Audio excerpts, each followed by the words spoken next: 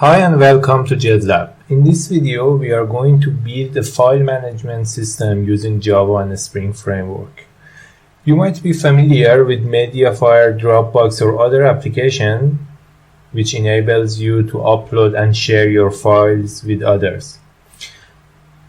Let's see how we can build such application. If you haven't watched the introduction episode of how to set up your development environment, please go ahead and watch it, because we are going to use JetLab library here. Okay, let's get started. I created an empty project for you to start with. Please visit this URL, github.com jetlab.fms, and clone and build this project as I do. I copy the URL, type I'm here, I clone the FMS. Let's wait until it's done. Okay, I cd into FMS, web UI, then I'm going to build it with Maven. This project is based on a Spring Boot and we are going to deploy it in Tomcat. We make var, not jar, as monolithic application. However, I will show you how to turn this monolith app into microservices using a Spring Cloud. Okay, the build is done. Now let's import it into IDE. You can use whatever IDE you want. I'm using a Spring Tool Suite.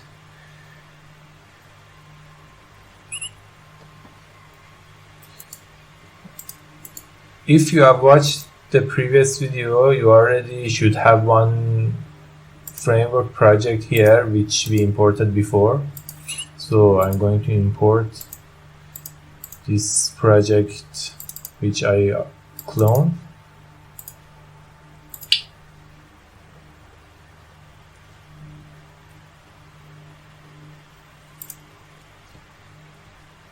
Okay, let's have a quick look over config files and how I've set up this project. As I mentioned before, this project is based on a Spring Boot and we are using frameworks like Prime Faces. You can open the POM file, then see a bunch of dependencies I added here already. This is the dependency which actually belongs to JetLab. And if you go to the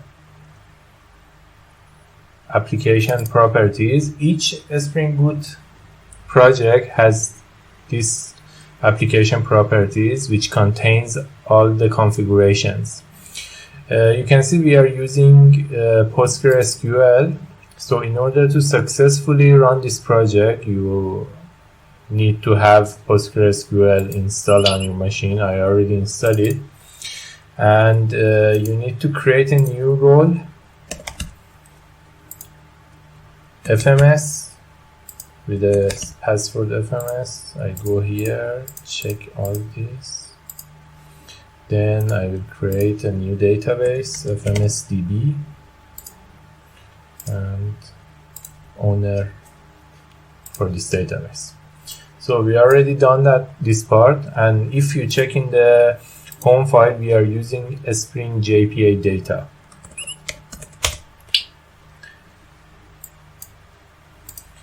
Let's get back to the properties. You might wonder what is dev properties. A Spring Boot has a nice feature called profiling. You can tell a Spring which property file you want to load. How you will do that?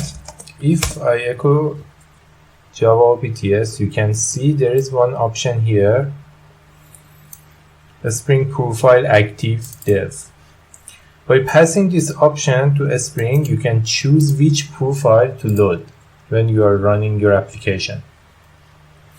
Okay, let's run this application. There is one FMS application here. I choose Spring Boot app. Okay, if you look at here, you see there is no active profile set for this application. I go to run configuration, then here, then copy and add a Spring profile active dev, and I run it again.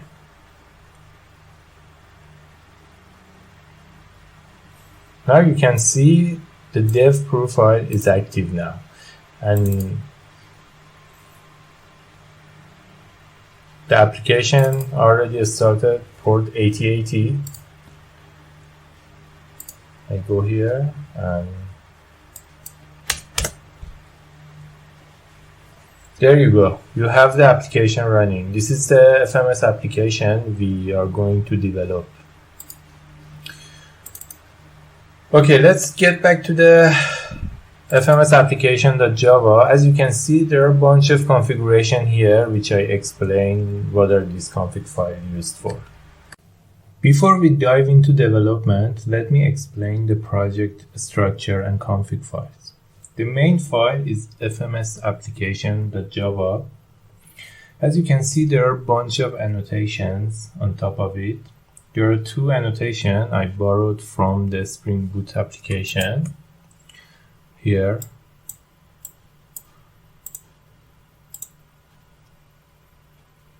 Enable configuration properties is used for environment-specific variables. Here you might have different values for different environment. Let me show you. I created a Java class with the prefix of FMS, and in application dev properties, I assign two values to these fields. So Spring will automatically inject these values into these fields. So if you have different values for different environment, you can follow same structure, and you can put something like this in the other properties file. However, for common variables, we will be using conf.properties file, which will be loaded by env.java. This class is responsible for loading the file. These are all common variables. For example, disk size limit, which you can easily load like this and use in your Java code. Let's get back to FMS application. There is another import here, framework spring.xml.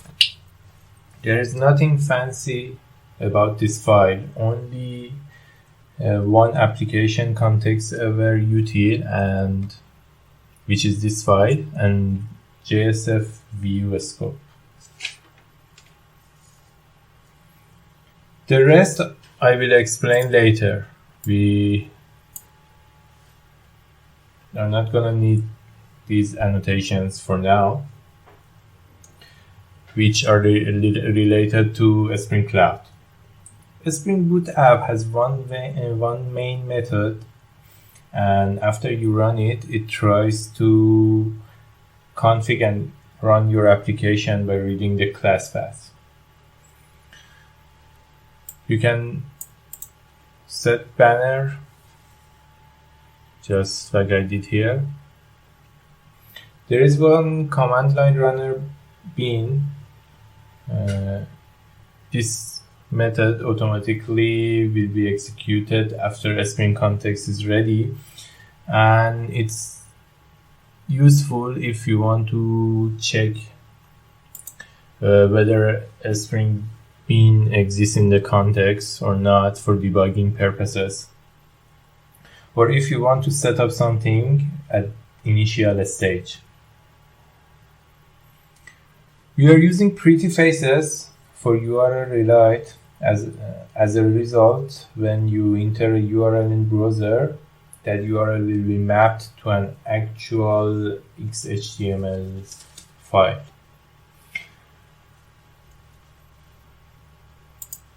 So for example, when you enter /home, this URL will be mapped to home.xhtml file and will be rendered in the browser. There are two ways to map a URL to a XHTML file. First approach, if you have an JSF action bean, for example, home action bean. This is a JSF action. You can use the join annotation and specify the file and the path. The second approach is you don't have any JSF action bean. So you can define and add a rule here which path navigate to which XHTML file. So here /error will go to error.xhtml and there is no action bean.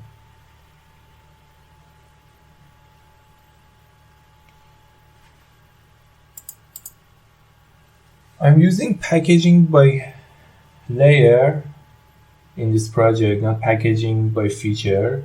You can see there are different packages. Domain package, which we keep our Hibernate JPA entities here. DAO package, which is our data access layer. Service package, business logic of the application goes here, and controller, which our Spring MVC controller goes here, and our web action package, which contains our JSF action beans. Okay, let's move on to other config files. There is one cache config which we will be using later. I'm gonna open and let you see the configs. These files we already discussed. Initializer.java. This file is equivalent to WebXML here on Spring Boot applications. You can see I have configured some JSF and prime faces related stuff here. So this file will be loaded by Spring Boot in FMS application.java. Like this. So that Spring Boot knows this is a web application. JPA data config, we are going to use a Spring JPA data. I haven't set up yet. Mail config for sending users mail while registering. REST template config for calling REST APIs.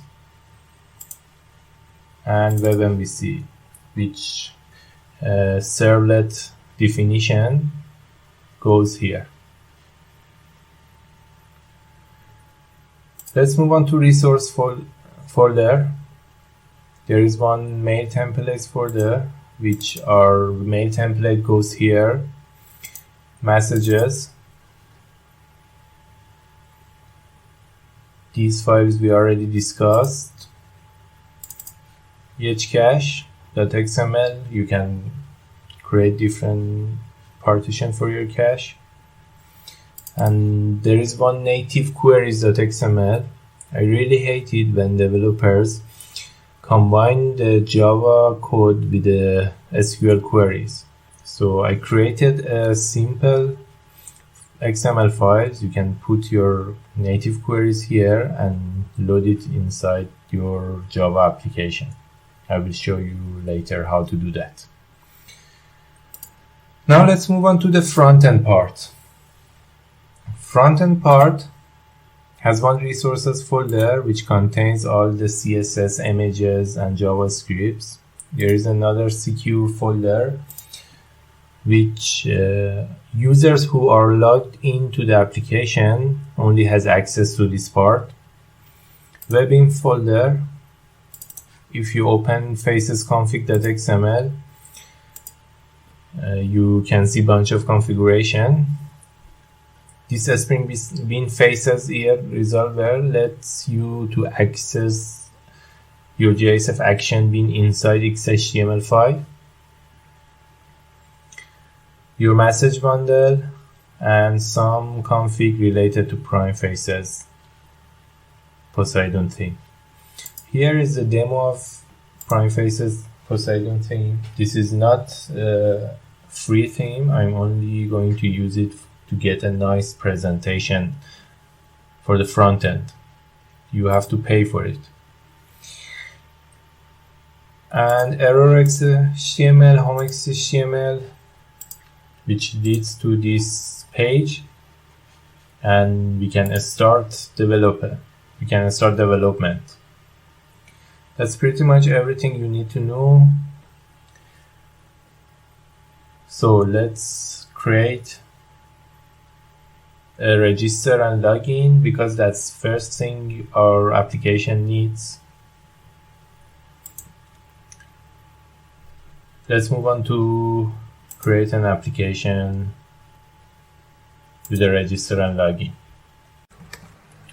Before we start registration, let's create a new branch and put everything inside that branch and leave the master branch untouched. I'm going to create a new branch and name it registration. Okay. Then I'm going to create a new entity class, user entity. This class is going to extend PO persistence object from JetLab. This is an abstract class with some fields. Every entities we are going to create should have these fields: deleted date, created date, updated date. PO extends another base PO class which has one column ID. It's an auto increment ID. So it is that ID column is our primary key. Since we are going to use this entity in Spring Security, I'm going to implement user details and another interface from JetLab. Then I implement all the methods. There is no roles. I'm going to return an empty list. We need password, username.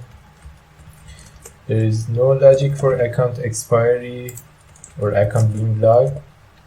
I'm going to return true, but feel free, you can also add these columns to your entity. Okay, now let's add username, then password, and a boolean field enabled. Then we are going to keep user email also. Now I'm going to annotate these fields with JPA annotation. We call this column, this will tell JPA what should be the column names. Is enabled. Since we are using PostgreSQL supports the Boolean type, so no need to be worried about. But just in case if you are using any other databases, maybe it's a good idea to use yes and no field. This will create a column as a varchar and handle the Boolean with the value of y or n.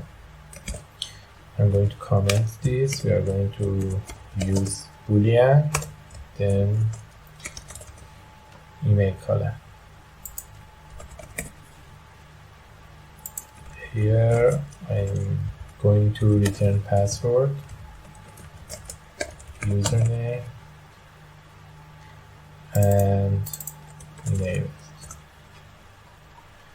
Now I'm going to annotate my entity with JPA annotation. I'm going to name the table seg_user. Okay, now we are good to go.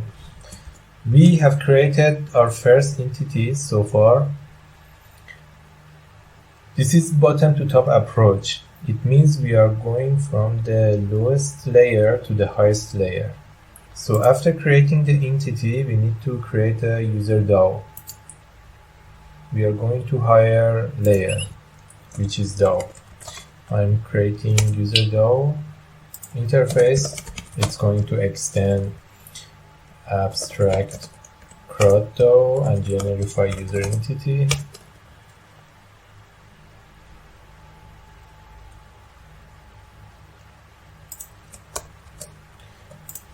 Abstract CRUD DAO has some methods to update, insert, or delete the entity. This is the layer which talks to the database. So then DAO is created. Now we move to higher level, which is service. I'm going to create a user service and annotate this class with a Spring service annotation. So a Spring will scan this and create a bean for me. Then I'm going to extend user entity, extend abstract CRUD service and generify user entity.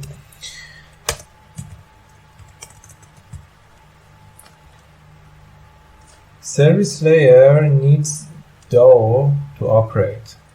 So you need to auto-wire the DAO, user DAO inside the user service.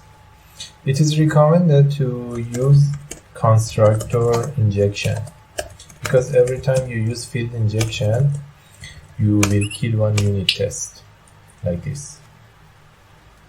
And here I'm going to return user DAO. However, since we are not going to create any unit test, for now I'm going to use field injection.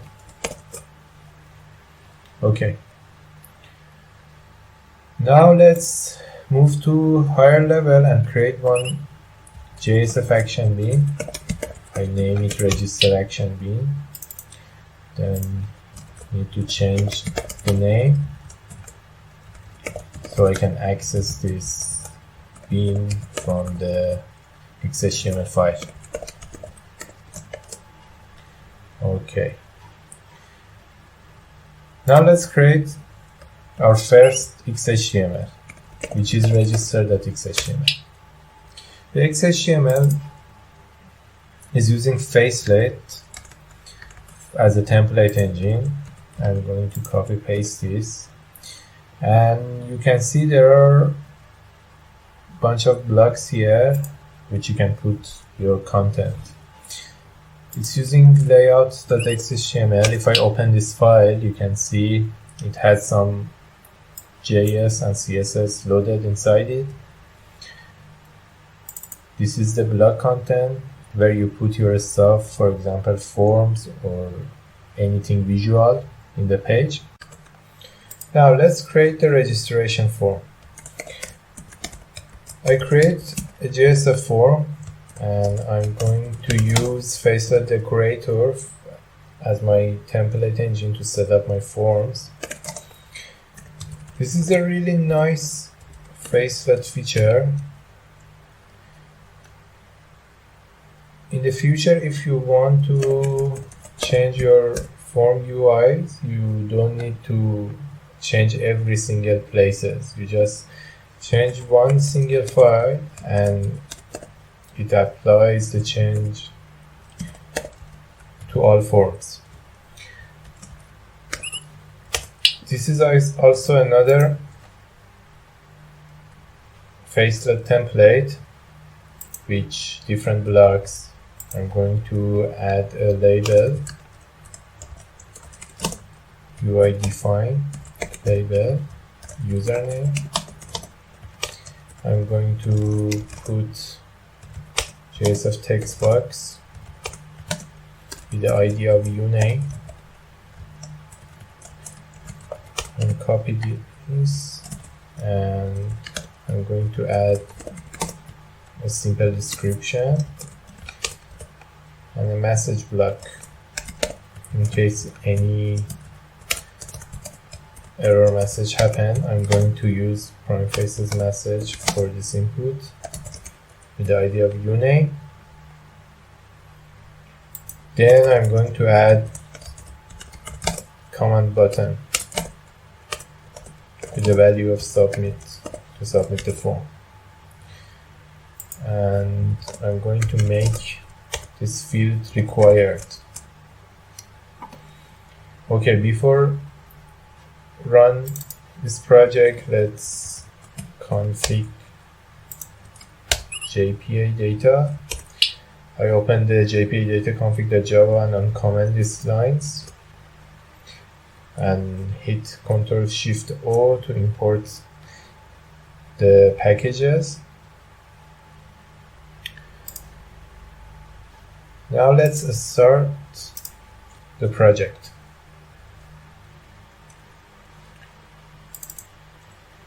If you check the logs, you can see Hibernate automatically creates the tables and sequence. I'm going to check the database, FMS DB. You can see Hibernate sequence is created with a sec_user table with 9 columns. Okay, now let's open the register form. Okay, you can see there is one field. If I submit the form, since this field is required, I'm getting this message.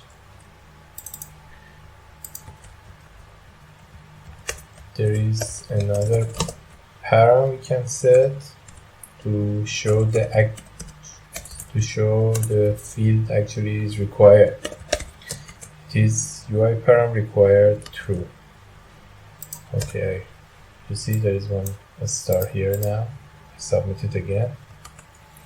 Okay, let's add another field, password. I'm going to change the ID to passwd here also, and I don't need the description, it's optional. That's it. I save it and refresh the page. You see password field is added. Then we also need to capture user email because we need to send the activation to this email.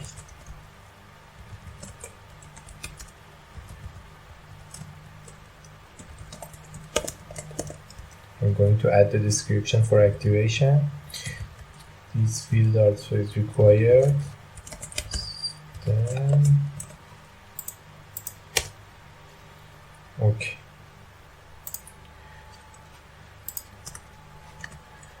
Now I'm going to connect this form to the JSF action beam.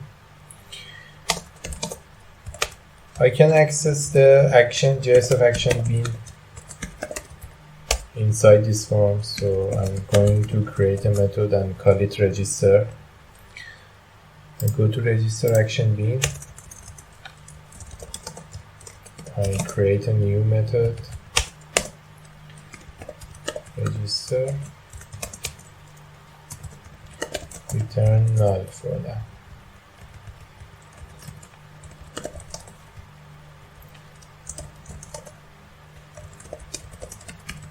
I need username, password. This should be private actually. And email. Then I'm going to generate getter and setter. And go back here.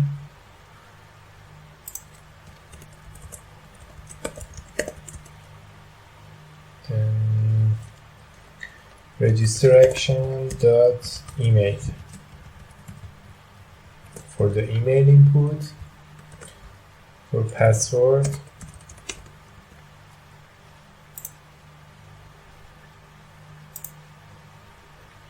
and username.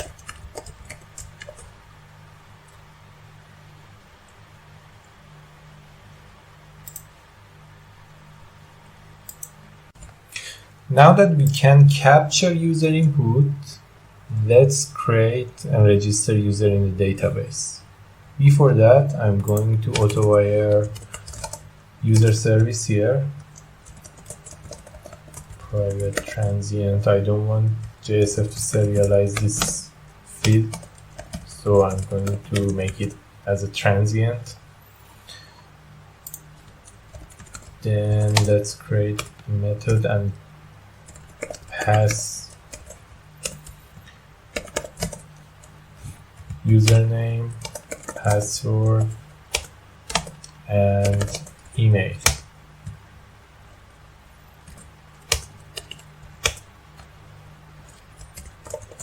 I'm going to make this method transactional.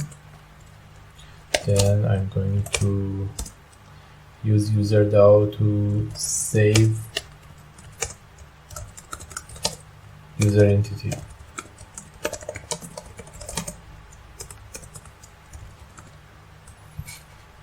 Let's use the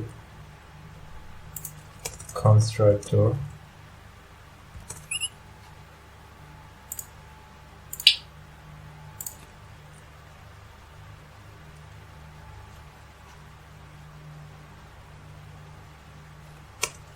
And for the convenience, I'm putting this logic annotation, so it generates for me the getter and setter.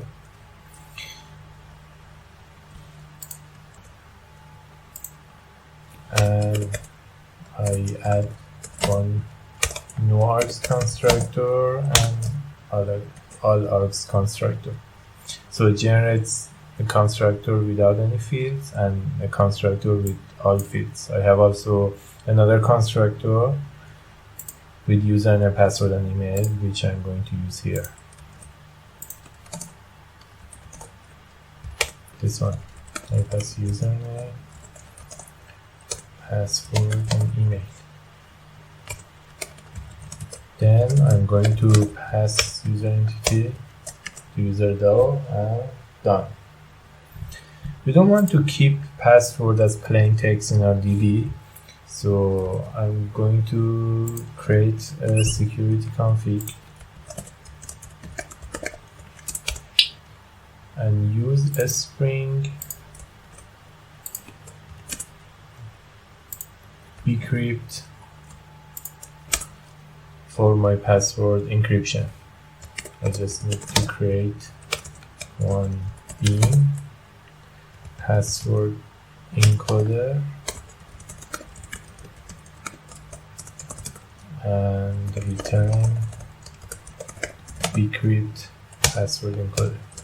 Later I'm going to use this file to set up a string security. Now I get back to user service and AutoWire password encoder.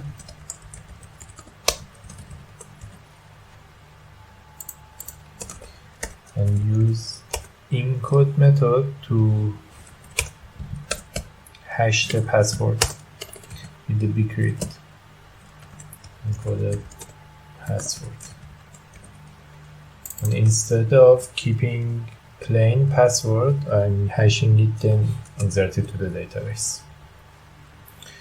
Okay, let's get back to the action bean, and we want to navigate user to a thank you page and tell user to check their emails for activation link. I persisted user entity into database, but still user is not enabled. So I'm going to navigate user to thank you.html, and I want to show the email to the user, the email that I just sent the activation link. I'm going to extend abstract action bean from JetLab and use get current context. JSF has a flash scope which you can put here. We are going to use flash scope to put email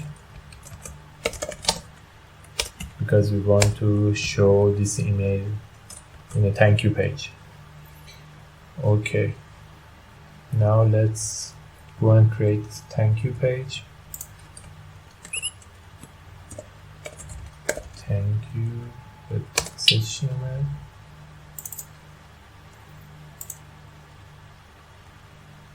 Here I need an action beam to load the email, so I'm going to use view action with the action of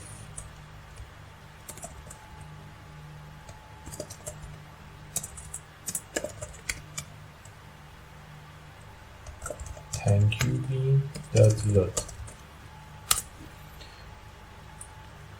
When JSF navigate to this page, it will automatically call this load method in the thank you action beam.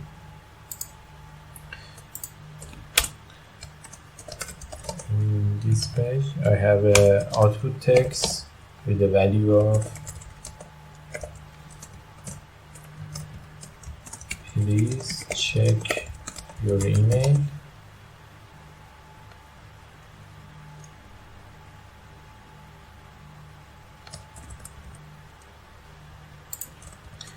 I need the email here.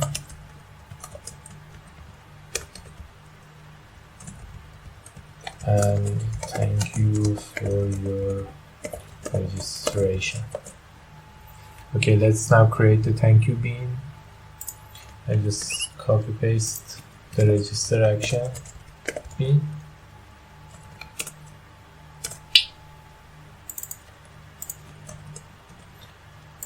I change the name and change the path. Then we need to remove this stuff. I add load method. I add one email field. Then here we need to get the email from the flash scope, which here we put the email. Okay. I'm using get current instance dot get external context dot get flash dot get email. Then I'm going to assign this value to email field. And I'm going to cast it. However, before that, to prevent any null pointer exception, I'm going to check if the email actually exists in the flash scope. And if flash scope is not null, then I format the code. Okay. Now I'm going to generate getter and setter for the email field.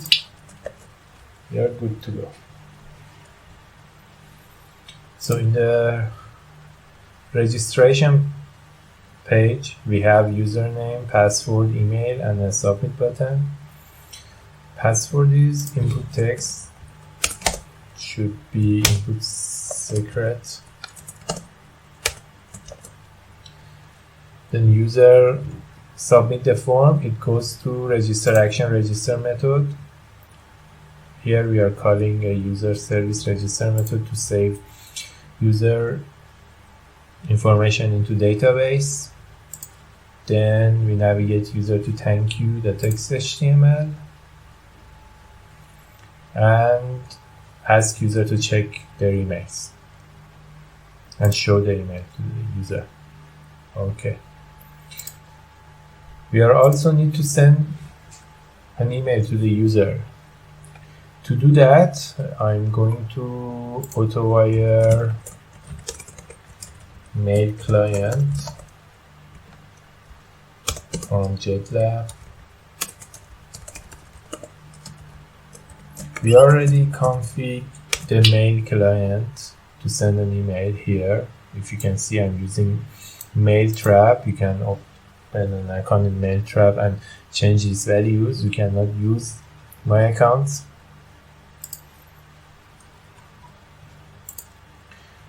And here I'm going to send the email from info@fms.com to user email with the subject of account activation. Template location must be free market template, register.ftl, and the hash map.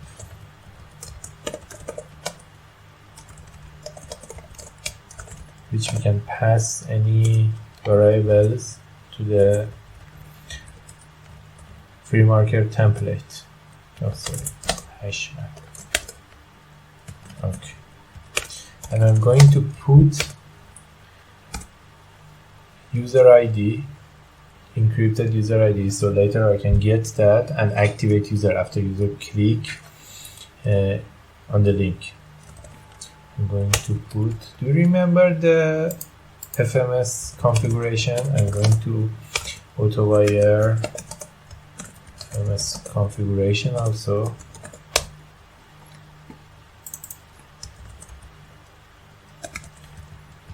And build the URL.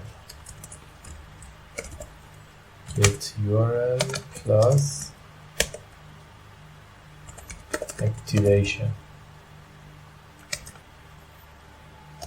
With user ID.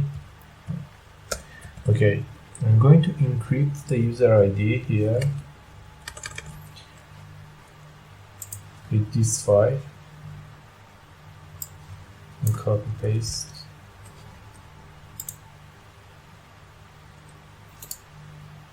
This file into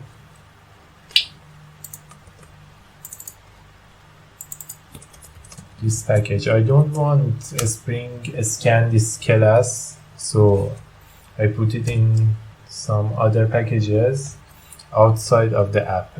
Spring will scan from the app package and everything inside the app package. So I'm going to put it somewhere else. For example, com FMS util, and I'm going to move this file to the util.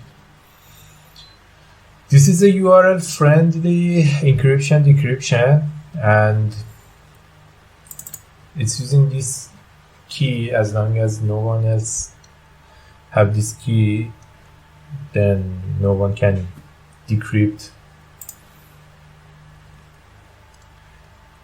what you encrypt with this file. So I'm going to return user ID here, then encrypt user ID.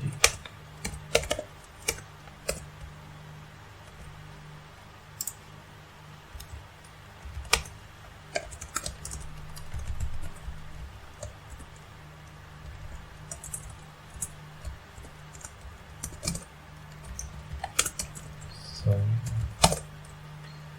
encryption, decryption.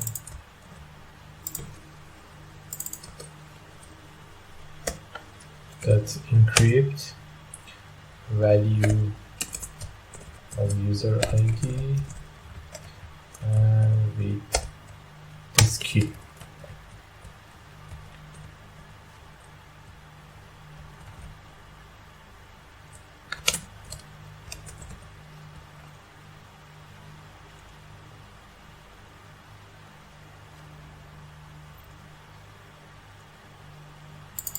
This should be a string and object.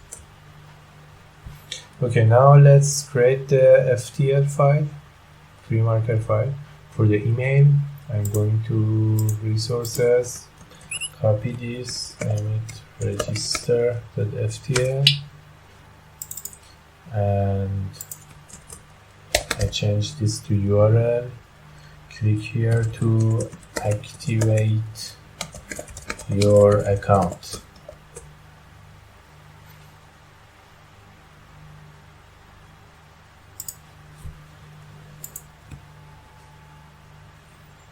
Okay, let's see what we have achieved for now. I'm going to run this project.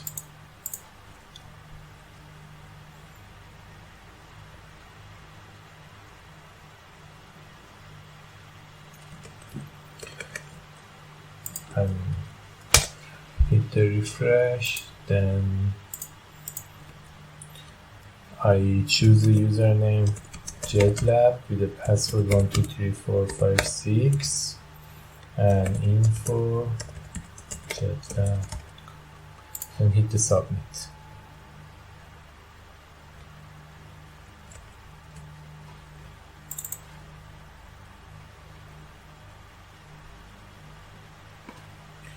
Oh, in here we didn't close the tag. Okay, let's see if data actually inserted into the table.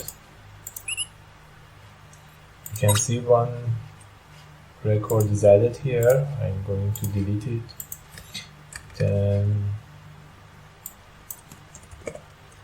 let's start again. 1, 2, 3, 4, 6.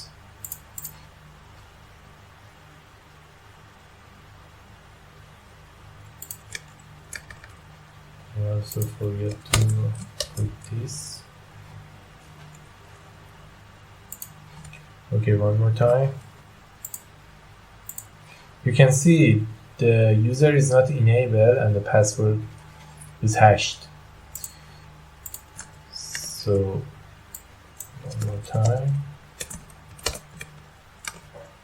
Okay, I think we got everything right this time. 6.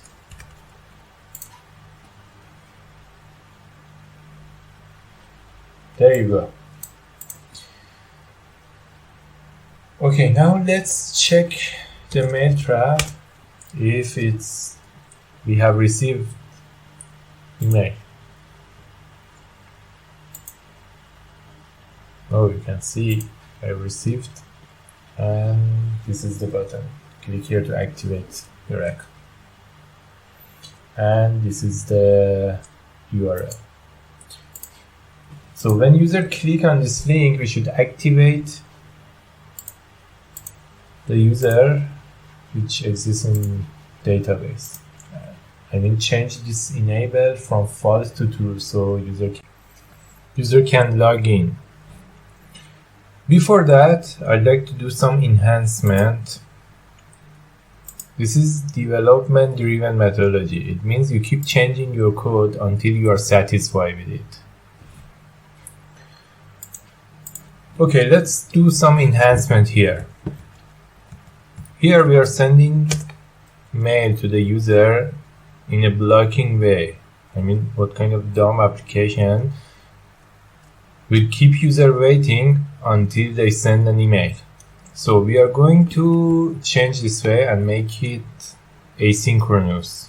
You can simply achieve that by using completable future that run async.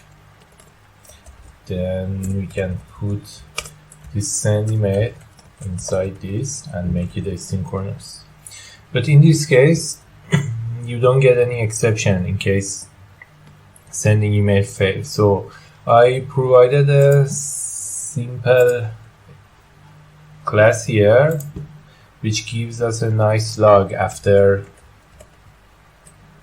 this async task is completed. I'm going to paste it here inside the util package because again I don't want to scan this class. And instead of using computable future, I'm going to use async result class I just copied. You can pass a callback to it in case you want to do something after it's finished. Here we are simply just printing a message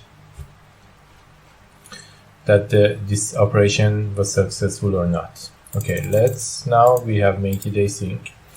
Another improvement I like to make is that this class is getting huge, so I'm going to separate it, these fields, to another class and call it registration view.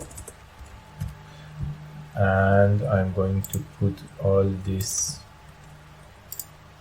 fields inside registration view. Then I'm going to implement serializable, annotate it with Lombok to generate setter and getter, add new arc constructor, all arc constructor. Then I'm going to create a field here. Then only one getter for this instance, and I'm going to instantiate it if it's not like this. Now you can simply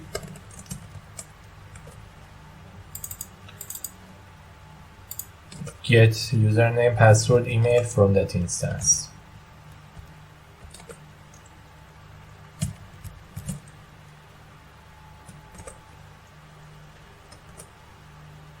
Then we can also here add one that instance.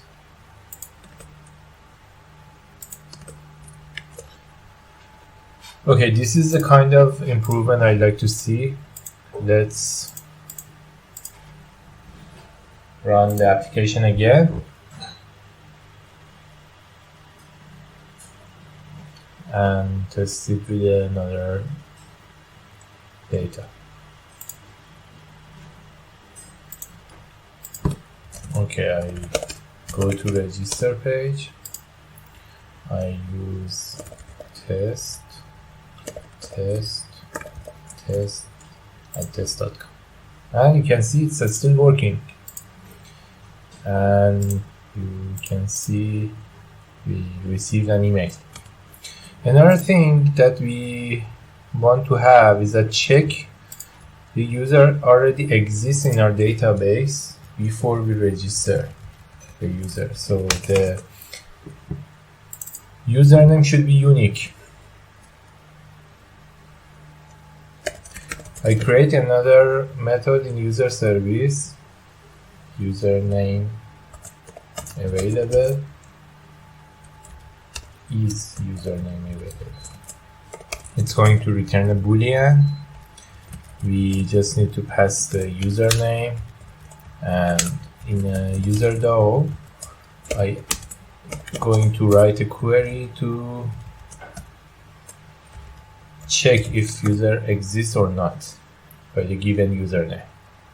I'm going to name the method get user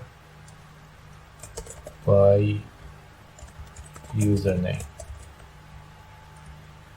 or only get by username. Then I'm going to pass username as first parameter. It's going to return optional user entity.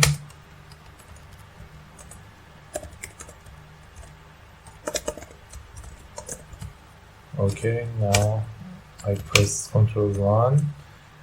I write the query. In JPA data config, there are different strategy to write a query. I always like this declared query. That's why I added this config. So you have to write the query each time with the annotation. I'm going to write a select query, select you from user entity, you where username equal to, then I'm going to put a param here, the UN. Okay. So if user exists, then it's going to return false, which means user name is not available. Otherwise, it's going to return true. I'm going to get back to register action bean, and before calling the register method, I'm going to call is username available and pass the username. So if this method returns false, which means username is not available, and I'm going to show a message and return null.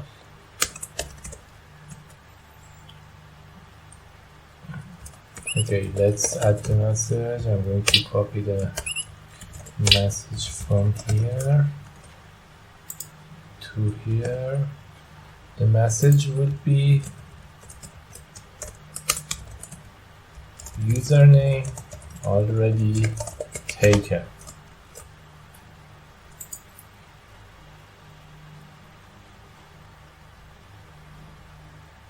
Or maybe it's too soon for this. Let me add one message field with a getter and setter.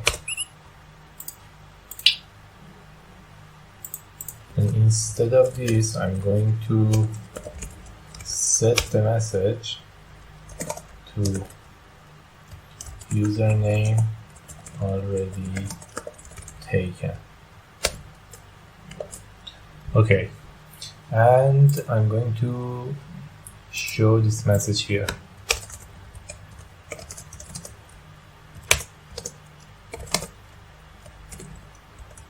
Register action dot message.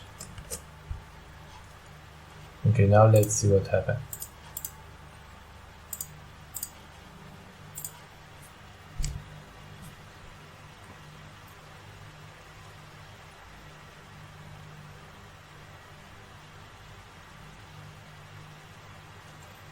It's up and running. I go back to register URL, then I'm going to use test again, and it's showing me username already taken, and you can see these values that I already filled in the form are still there, so user can simply change it and try one more time. Done. Okay, this is how we develop an actual registration form. I like to add one header, register here. The next step is to develop the login for registered user after they activate their account. We will see in the next section. Now let's finish the registration part by completing the activation. I'm going to create, let me close all this window. I'm going to create a XHTML file because we need to show to the user they successfully activate their account. I'm going to call this page activation.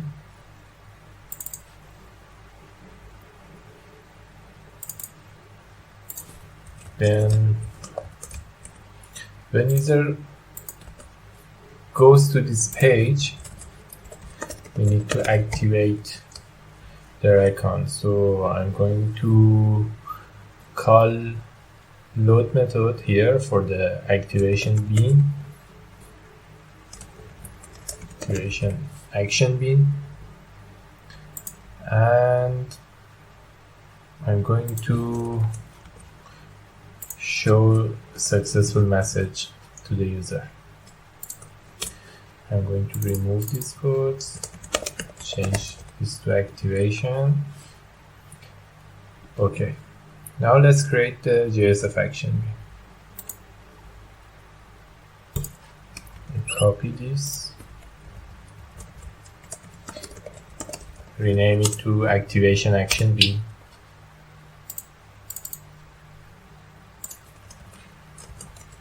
Change the name to activation B. Here it should go to activation page, and we need a message. I'm going to remove this, generate getter setter for the message. Here I'm going to load AutoWire the user service as we did before. User service with a name, user service. Then I'm going to activate user by ID. How I'm going to get ID? If you remember from the activation email, when users register, we are appending the user ID in the URL.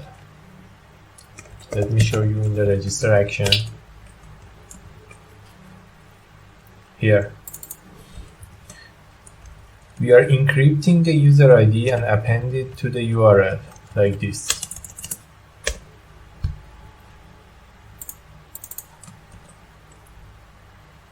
So I easily can get this query parameter from the URL and decrypt it, then activate the user.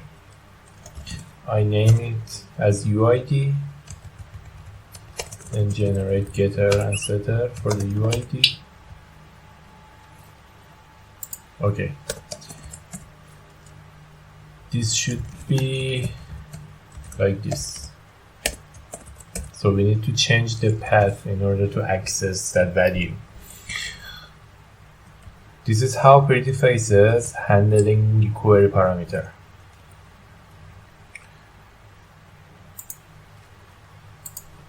Now that we have access to the UID, I can easily decrypt it.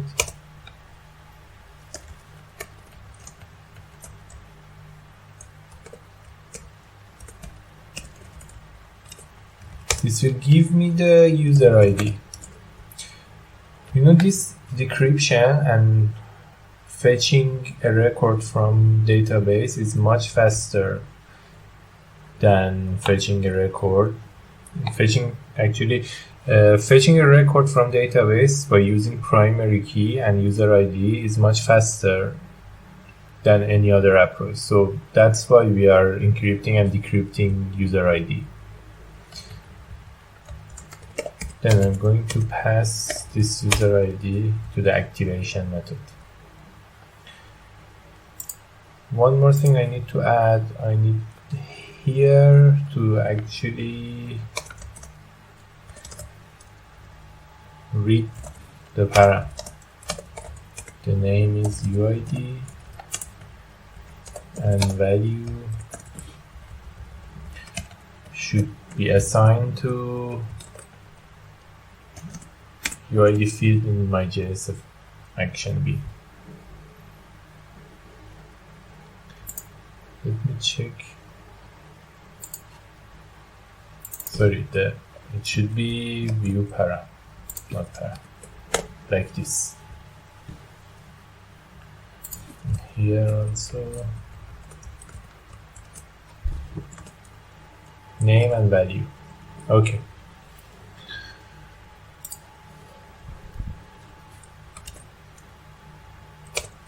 Now let's create activation method. I'm going to use user DAO to activate the user. I just pass the user ID to the DAO.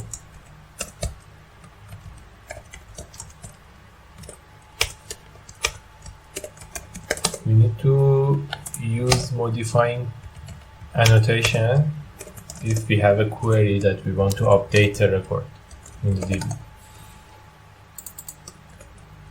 So the query would be update user entity set enabled equal true where user ID equal to UID. Then I add the annotation, param annotation. Okay, it's done.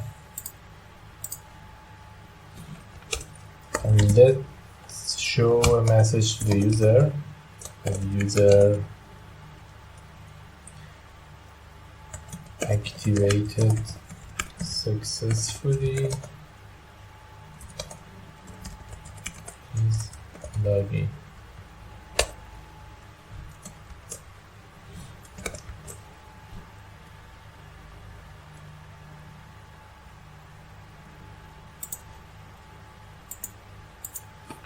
Then maybe we want to link to login page. So I'm going to use a fragment here. Then render this fragment when only we have a message. Not empty message.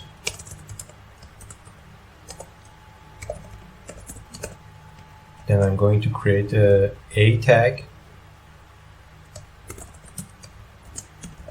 with the request context path to login page.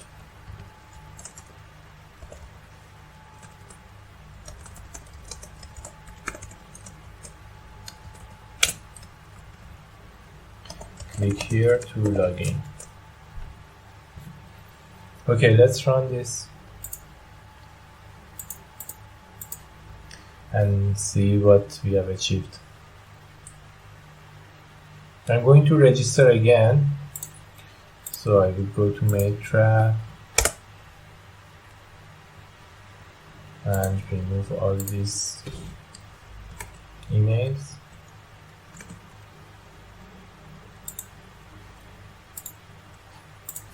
Refresh this page. Then choose a username, password 126 and test email. Okay.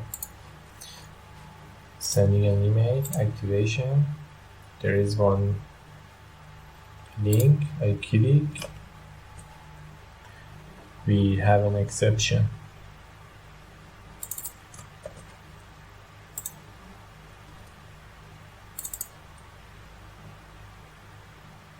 Okay, the name here is activation action. I'm going to change the XHTML because then I don't need to run it again. I replace all, save again. Then you can see user activated successfully if we check our database. Now this user has been activated and we have a link here to navigate user to login page. Okay, now let's proceed to the login page so users can be able to log in. Okay, we are done with the registration part. Before we proceed to the login, first I want to commit and push these files to registration branch so you can use later. I put the commit message as feature registration and commit push.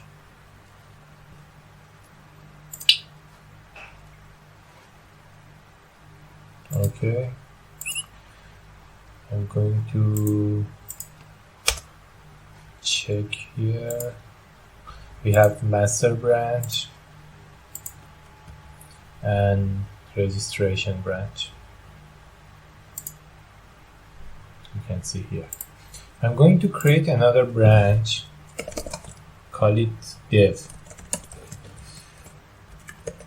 from master. So first I'm going to check out the master, then I'm going to create a new branch, call it dev from master.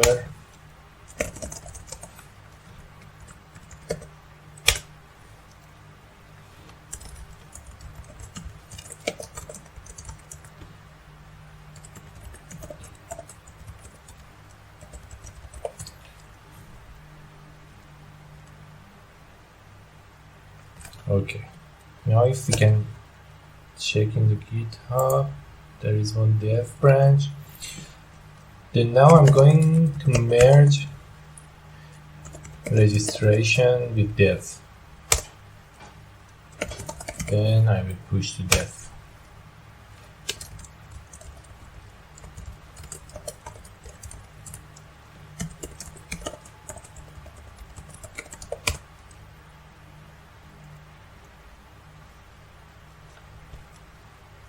Okay. Now I'm going to create another branch for login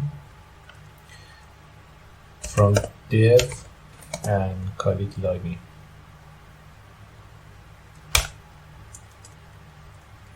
Okay, this is another feature we are going to add.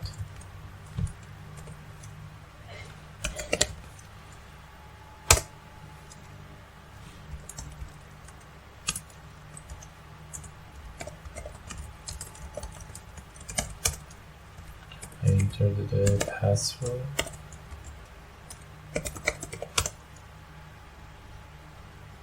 Okay, never mind. We can do this later. Now we are on the login branch, as you can see here. So we can start developing login. First, I am going to add the XHTML file. I have it here to save time. So I'm going to create an empty file, login.xhtml, then I paste.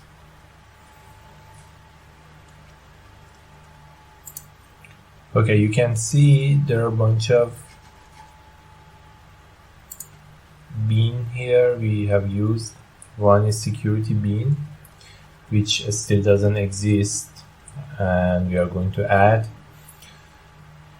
And another one is a form, that is this form will be posted to login process URL after we config the Spring Security. And we have password here and username with one login button with submit the form. In case any error happens, you can get the message like this. Okay, that's the login form. Since this form doesn't have any action bean, we should add the URL here like this. The login goes to login XHTML. And now let's add the security bean. I'm going to copy this here and import this bean. You can see it has a session scope.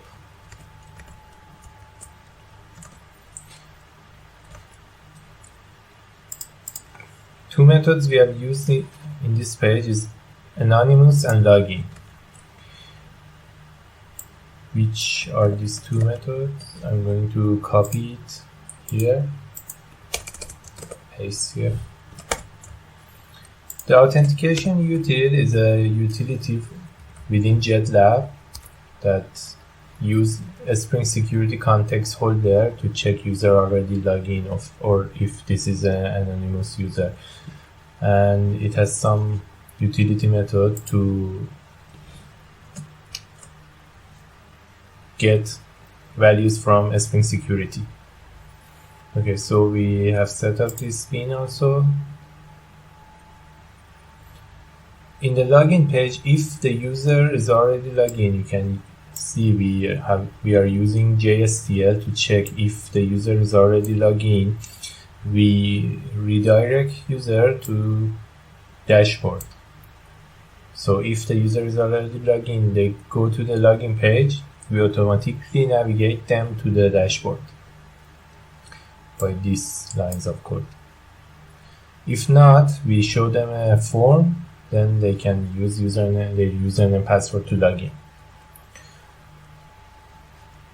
Okay, now let's go back to security config to set up a Spring Security. I'm going to copy paste some config from here. You need to add enable web security annotation. Before that, let's check our home XML. We have the Spring Security set up. You need to uncomment this line. Then you can import these annotations by hitting Ctrl-Shift-O.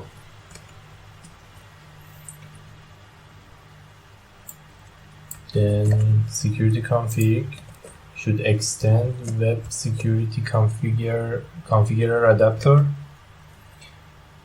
and we set up the password encoder. This one.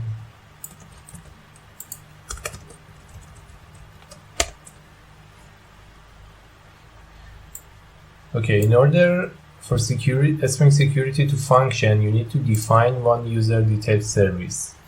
Let's go ahead and create user detail service. I'm going to create a new class here and implements user detail service.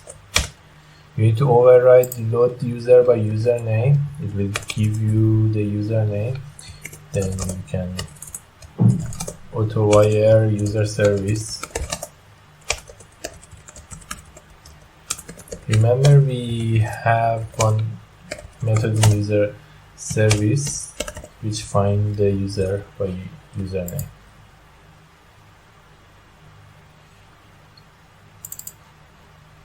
Okay, this is returning a boolean. I'm going to add another method to get the actual user entity. I'm going to call it get user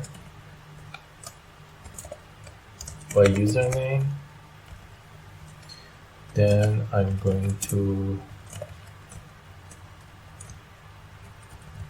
return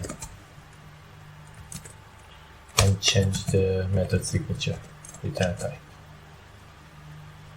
Okay. Generally, I use get instead of find because Spring JPA data in user DAO has already enough find method. So in this way, we can differentiate the custom methods we developed from methods that belongs to Spring JPA data. Okay. After finding this, I'm going to check if user exists. If user is present, then I'm going to return it. Otherwise, I'm going to return user name not found exception.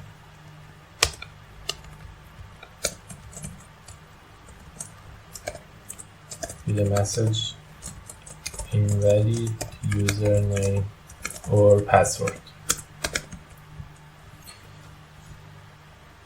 Okay, as you can see, this load user by username method returns user details. We are returning user entity, which, if you remember, this user entity implements user details, so we can easily return the user entity after finding it from database and after fetching it if it's present. Otherwise, we are just throwing an exception, and Spring Security will handle this for me.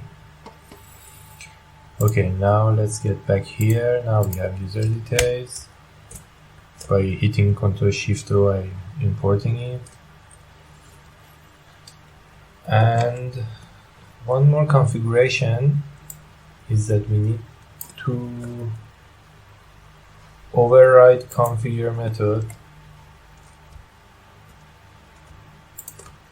up to here. Let me maximize it. We don't have any captcha. I'm going to import it. So our form login, the URL is login process, which indicates this action attribute in the form.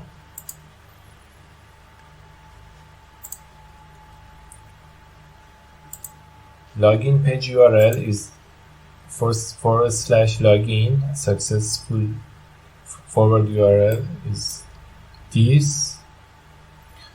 Failure is this, and the parameter name should be username and password in the form. You can see username and password.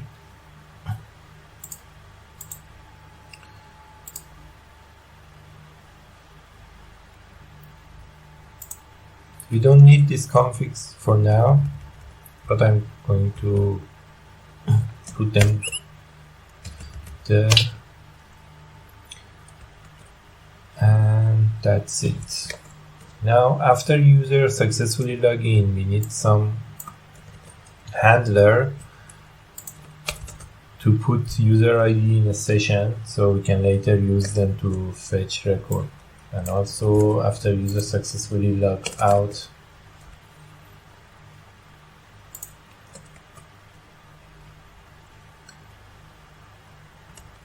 same thing we need to do. Okay, I'm going to copy these files I have here.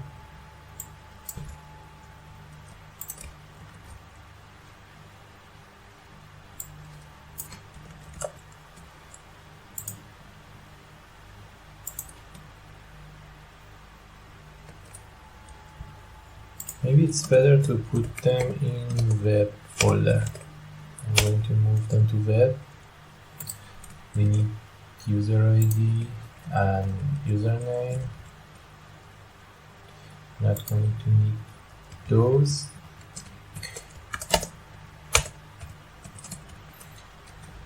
If the principal from the Spring Security context is instance of user entity, we can easily cast it to user entity. Then we can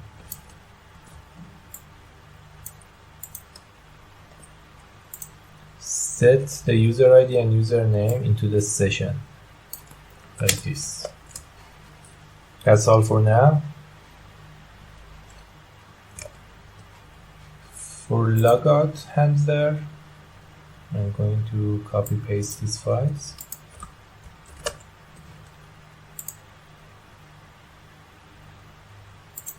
Set the web. There is no login activity service. And after user logout, we are going to remove those attributes, user ID and username, from the session.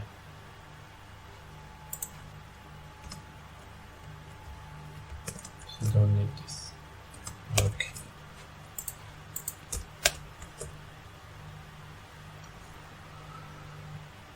Now in the security config, I'm going to just import those handlers by hitting Ctrl+Shift+O.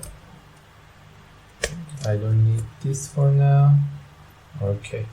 Now we have successfully configured the Spring Security and we have form. Now let's go back and see if user can actually log in after the registration. I'm going to run the application again.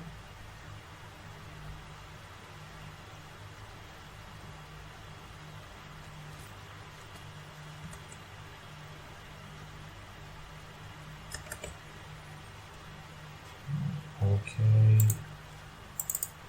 let me do the registration first.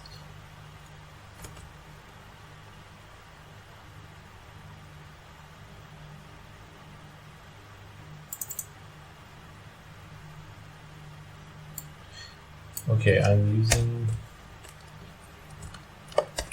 one field in security bean in a header, and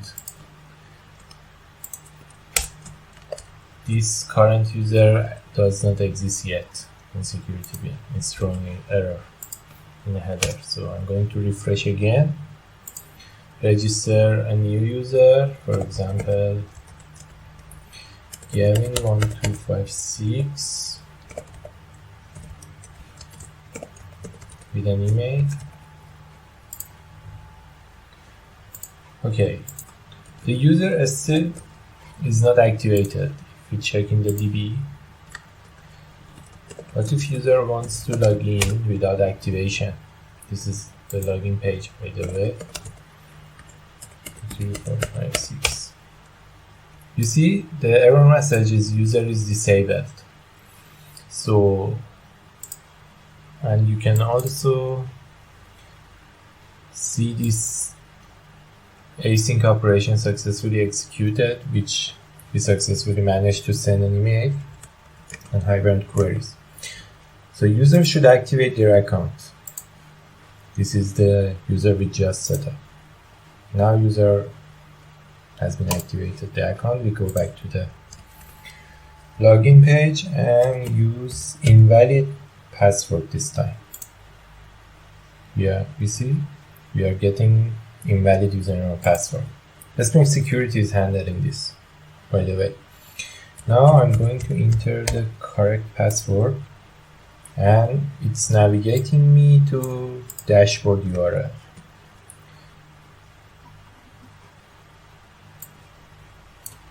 So far we managed to create the login page. However, we have an exception in dashboard. We will check that exception. Okay, let's check this error for in a minute. If I refresh this URL, I will get something bad happen. The reason is that there is no mapping for this URL. So I'm going to add another rule here, because for now I don't have any action bean.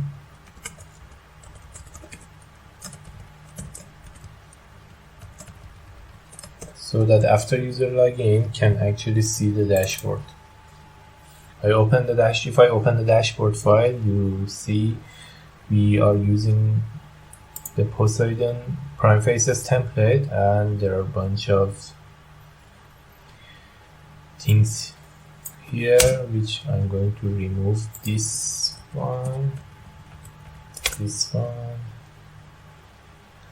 and that's okay for now. Okay, I'm going to restart the Tomcat.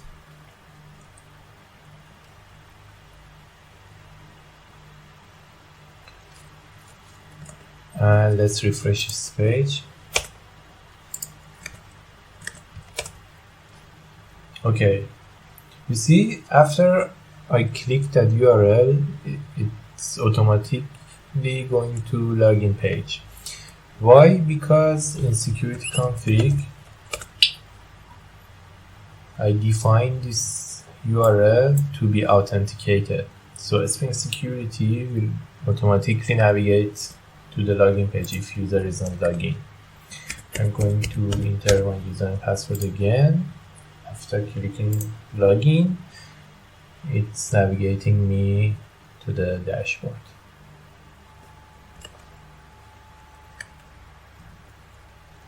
Okay, that's everything for our login module. I'm going to click here and log out, and it's navigating me to login page again. One thing I forgot to add is forgot password. I'm going to login XHTML, and I can add a link with the context bar. Forgot password.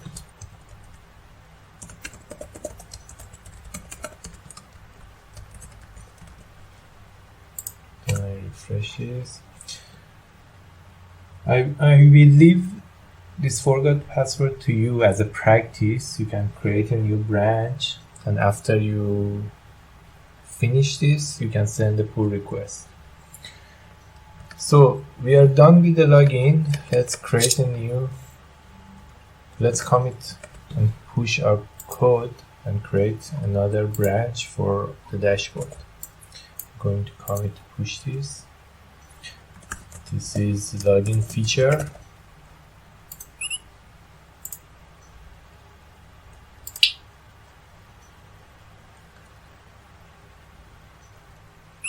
And there you go. I'm going to GitHub. You can see login, dev branch, everything's there. Okay, now I'm going to go back to dev branch and merge this with login. Then come and push in the dev.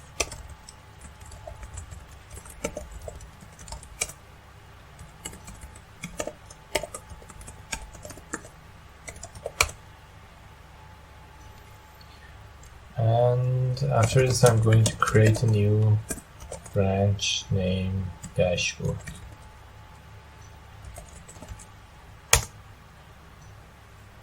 So we can start developing dashboard. Okay, now let's continue with creating a page where users can upload and see their files and folders. Let me get back to my IDE. First, I'm going to create another entity and name it as document entity. I just copy this entity from the user entity. I'm going to remove everything I don't need, and I'm going to name the table document. Here we are going to use the Hibernate inheritance strategy. Hibernate has 4 types of inheritance. We are going to use the single table. I will show you what happened when we use this strategy. I'm going to use another annotation of JPA. It is secondary table. I'm going to name this table document access. We are going to keep other attributes like owner and who can access this document inside this table. So we have 2 tables.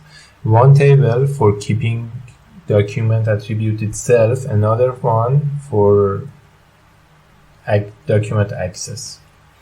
And I have the entity here. Let me just copy everything from here.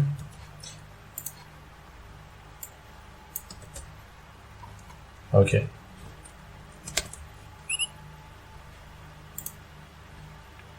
Transient. Okay, let's start from scratch. So we have one entity table. The name of the table is document.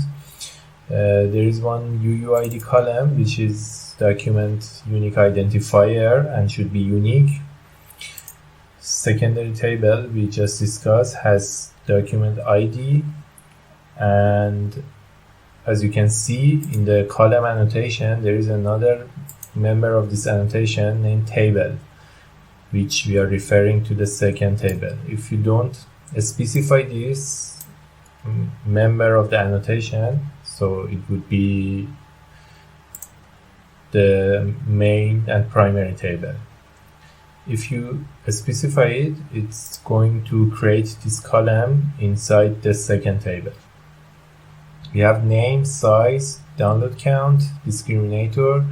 This column automatically will be generated by Hibernate because we are using the inheritance type, and I'm going to create another entity, folder entity,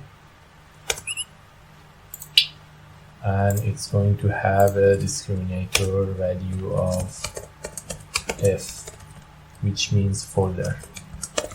Should be a string, and it should be annotated with entity, and discriminator value with the value of F.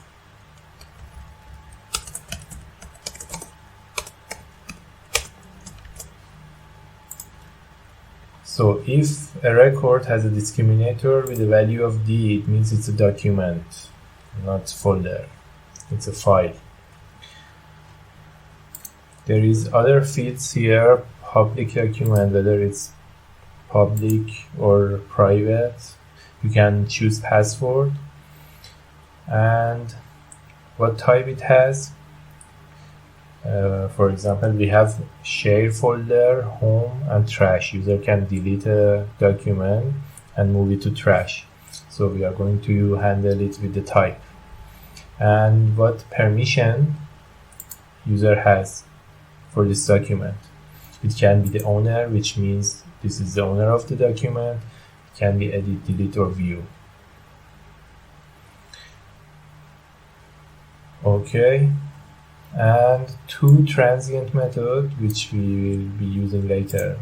One is for actually checking whether this document is a folder or is a file, and another one is for checking this is a shared document or not. Now let's create the DAO class. Okay, I'm just going to copy paste this and name it as document DAO and change this to document entity.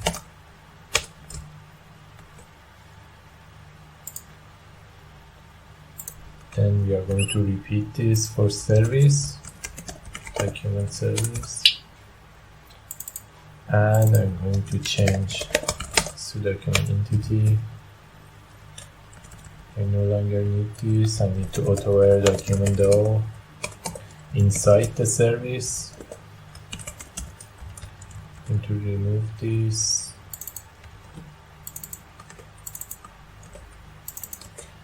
And remove all these methods. Okay. Before I go to the XHTML file, I want to write a test case and test if I can insert inside this table with some integration testing. So I'm going to create the source folder here in the test. I think it should be Java, just like main method. Yes. Okay, then I'm going to refresh this. Okay, it's here. Then I'm going to create a test class, for example, document service test, and I'm going to put it inside the package of test.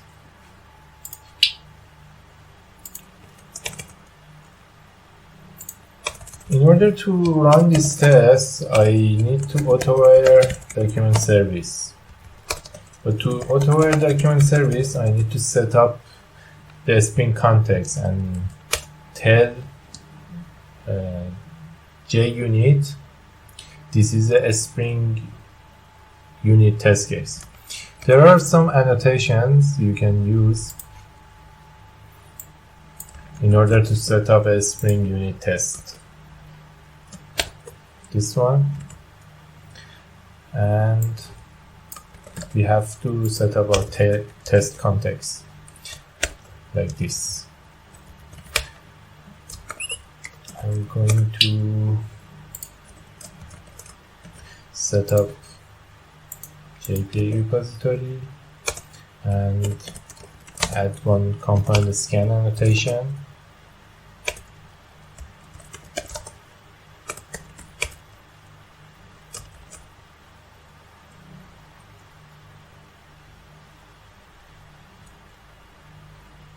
Okay, now let's create test method.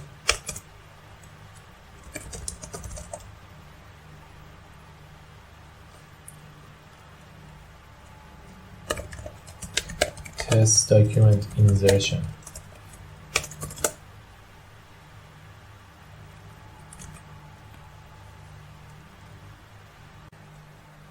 Before we run this test case, we need to set up data source to connect to the database, because this JPA repository is going to need one entity manager factory from Hibernate. I have the code snippet here. I'm going to copy paste this. Then I'm going to scroll and let you see what we have done. Okay, import driver manager, database, map, and SQL data source. First of all, is that we create one data source using driver manager data source. Don't use this driver manager anywhere except the test. As you can see, this class is not an actual connection pool, so it's going to cause a lot of problem. For test cases, it's okay. Even you can, since it's going to return a data source, you can even use Hikari data source. But we are going to leave this for now. Then we created one transaction manager as JPA transaction manager by passing the entity manager factory. We created entity manager factory. It's going to scan this package, and it's using PostgreSQL dialect from the rest of the configuration. Now that we have set up the data source, let's put a simple assertion here to check document service. Okay, I'm going to run this.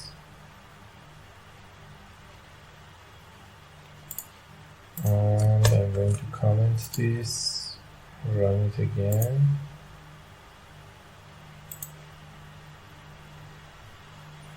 Okay, it's giving an exception. No identifier specified for the folder entity. Let's check that. Oh, we forget to extend document entity here. Okay, let's run it again. It should be fine now.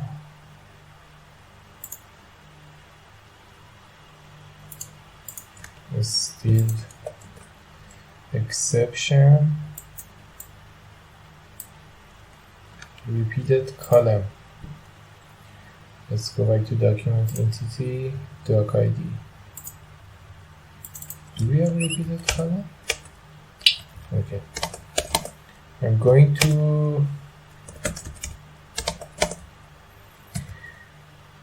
set insertable and updatable false for this column. This column will be automatically inserted by Hibernate, so it should be marked as inserted and updated false. Let's run again.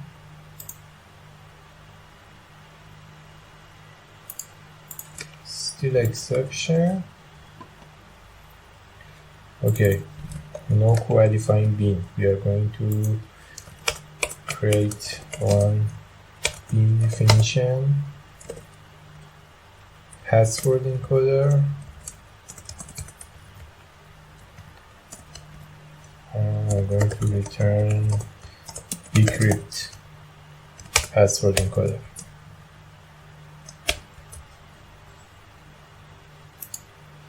Okay, what's now? It should be fine. Hopefully. Yes. And Hibernate should create the tables for me now. Let's check the tables.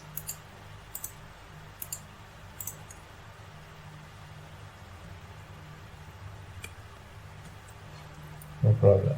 Let's run this.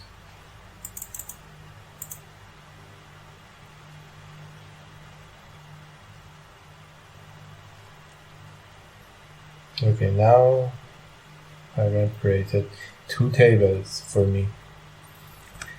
Let's check these tables. As you can see, one table is document.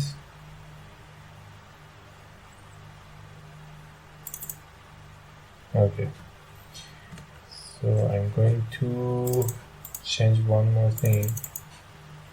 Document entity, I'm going to use discriminator column here and name it as discriminator with the type of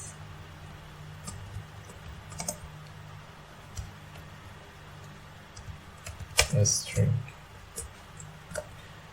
Okay, you can see here the default column for Hibernate discriminator is dtype, but we don't have any dtype here. This will be automatically created by Hibernate when you have inheritance strategy, and we consider discriminator column for that purpose.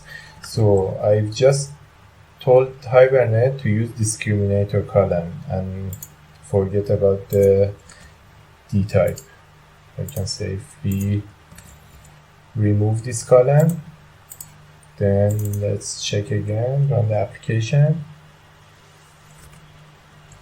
Okay, we have 2 tables, one document with ID and all other columns, and one doc access with user ID parent and document ID, which refers, doc ID refers is a foreign key to this table, and user ID is a foreign key to user table. Okay, again we should mark this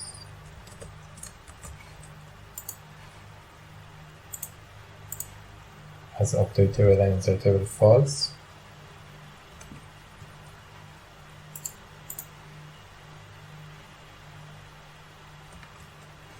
Don't be afraid of the exception. It's very clear, and by reading the exceptions you can easily fix your problems. Okay, now we are good to go. You see there is no more dtype column, and Hibernate is going to use this column as a discriminator. Okay, I'm going to stop this. Let's get back to the test case. I'm going to insert a record and show you what will happen when you insert a document.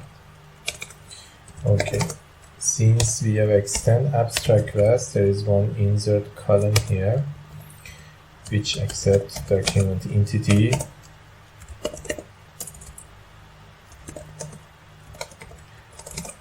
I'm going to new a document, set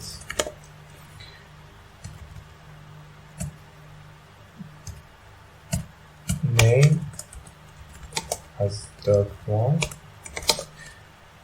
for example, then set owner.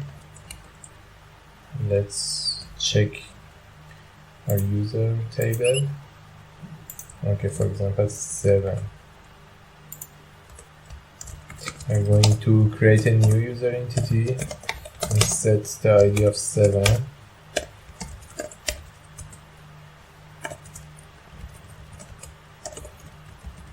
This only works with Hibernate provider. For other JPA provider, you need to actually fetch the entity from the database with the ID, then set it into the main entity. Then I'm going to set, there is no parent document, no password, permission we can set as owner, set type, we can set type home. What else we need to set? I'm going to change the name to my folder. Then I'm going to change this to folder entity.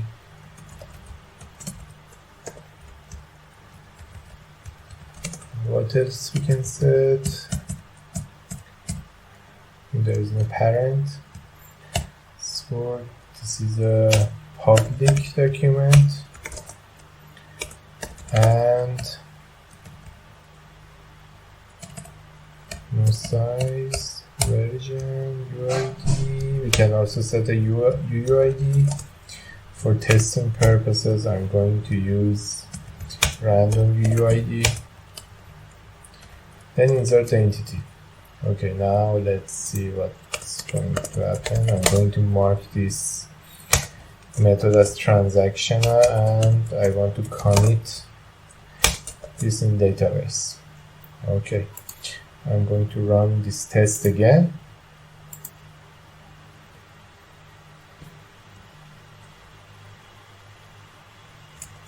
Let's check the database. Okay. You can see a new record has been inserted by Hibernate with a discriminator of F because it's folder entity. We haven't set any discriminator, it's automatically assigned by Hibernate. And let's check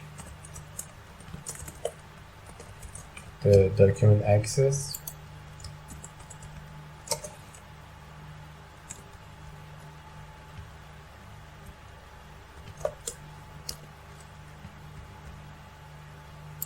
Was it dark access? I think it was dark access, yes. You can see the same ID for this document, which is 8, has been inserted inside this table with everything else we have set up. So you are saving only one entity and automatically Hibernate insert into 2 different tables because you have set up secondary table. And by writing this test case, it means that everything works as expected. Then I'm going to ignore this test case. And let's get back to XHTML page and create the actual page to load the documents and show the list of the documents to the user. Okay, in order to create a XHTML page to show list of files to the user, I'm going to create a new JSF action bean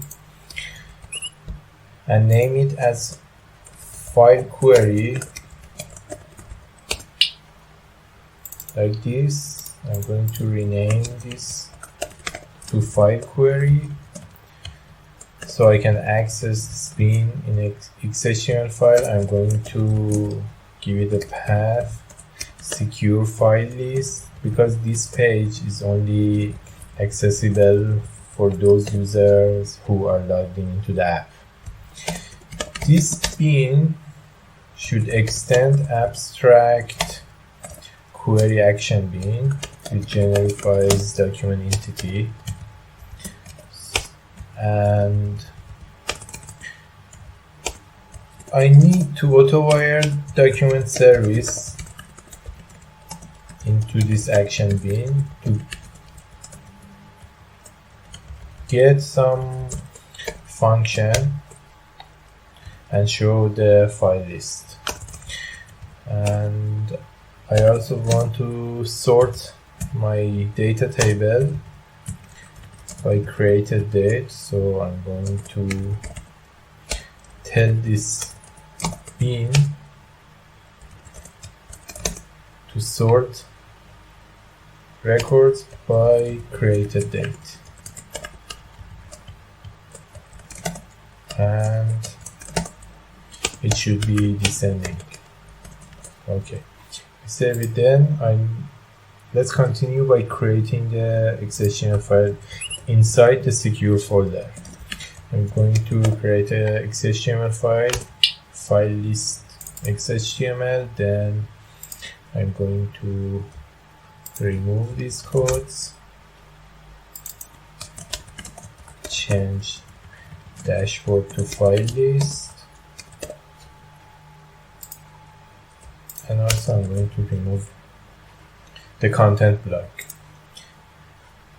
Prime Faces has data table tag which you can use to show a list of items. It should be inside a JSF form, so I have a JSF form here. Then I created data table which it's going to read the data from result list method. If I go back to the file query, inside the parent class there is get result list method which is returning the extended lazy data model, and it has a pagination support by default. And also it's going to be lazy. As I mentioned earlier, it supports pagination by default, and the row key is the item ID. We give it a name underscore item for each item. We have columns, file name, which is loading the file name. We have created date, file size, and download count for now inside the data table. As you can see, this file size, there is one converter. We don't want to show the raw value of the size, so I wrote a converter to show human readable file size to the user. I'm going to copy this JSF converter inside the web package. It's using IOUtil. And I'm going to copy this IOUtil here also. It's using this method to convert the size of file, which is byte, to human readable integer. Then here we tell JSF to use this converter to show the value of this column. Okay, that's everything for now. Let me to run the Spring Boot application.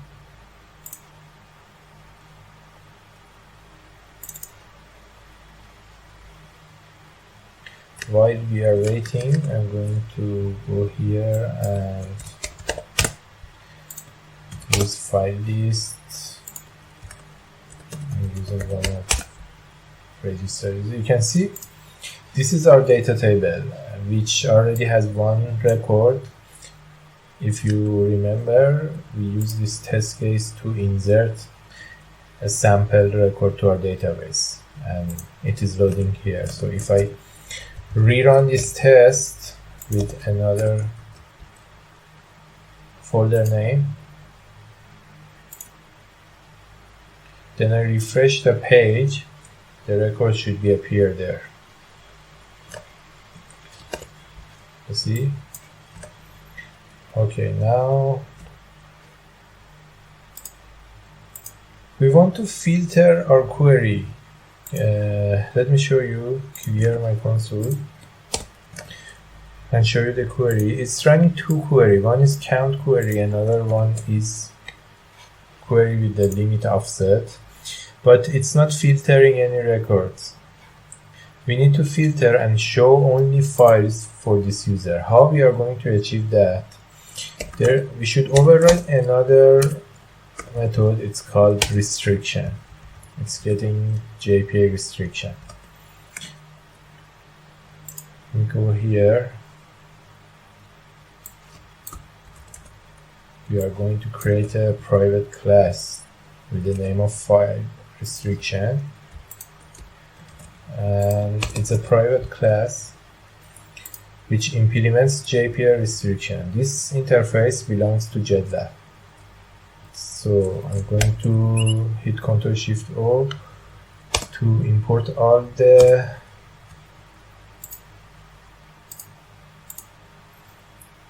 libraries and APIs. Okay. As you can see, there are two methods inside this interface, count_spec and list_spec.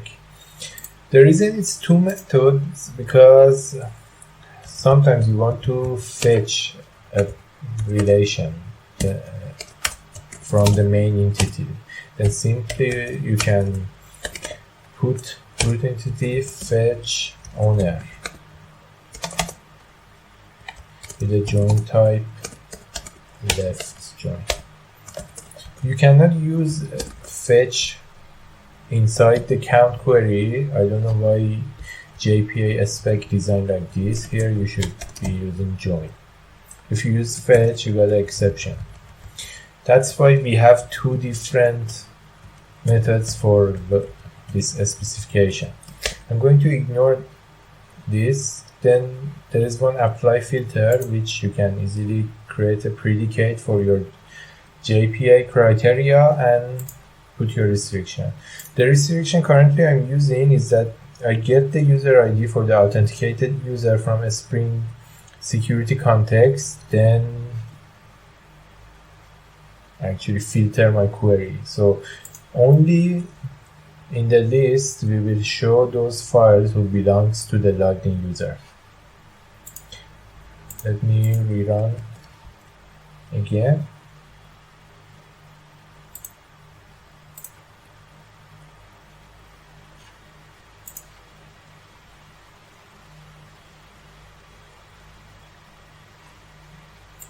I think we have the owner in the document entity. Let me check document entity.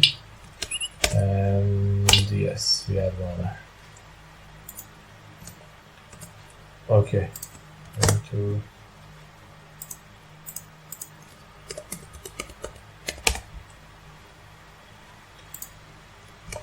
so if I add another record which belongs to another user, let me first show you the query. You can see it's adding the filter, it's adding the user ID inside the query, which is the result of that restriction. So if I add another record here for different user, then you won't see this record inside the data table. And you see? So we successfully also, you can added a restriction. You can add any other restriction here also. If one more thing, for example, if you want to show the username here, owner name. If I use item owner, which is a user entity username,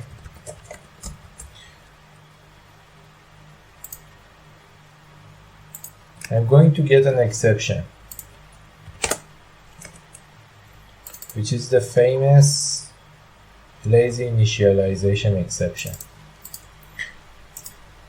I can overcome this exception by easily commenting this line.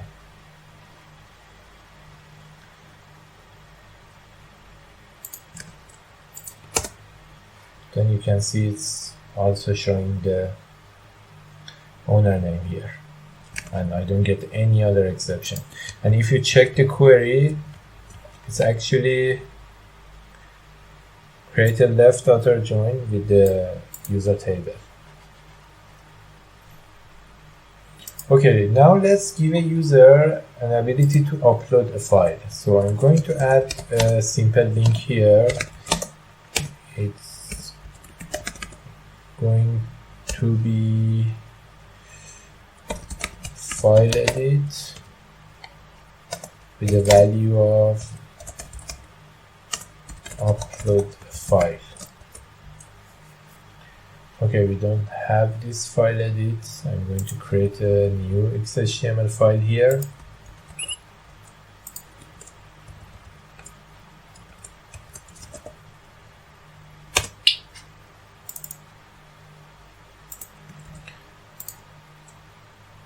Then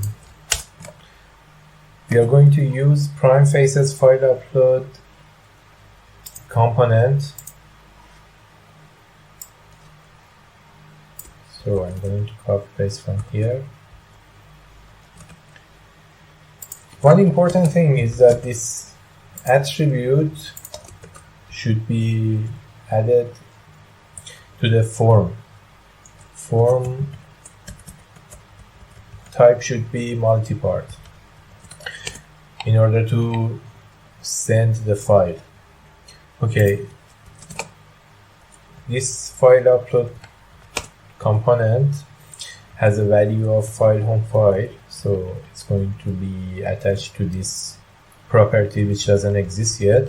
And we have a button here, the action of file home persists. So I'm going to create another action bean and name it as file home.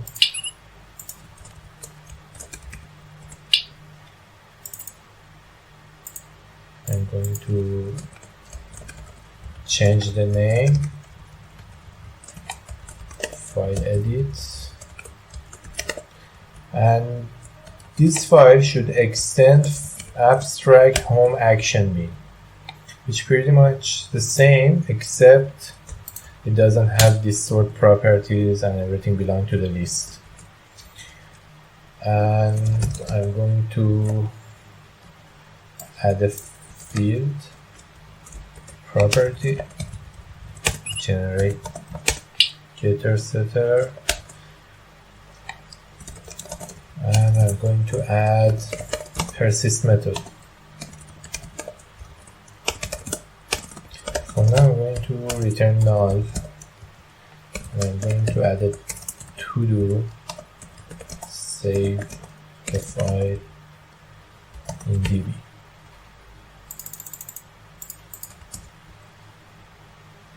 Okay, let me rerun the Tomcat.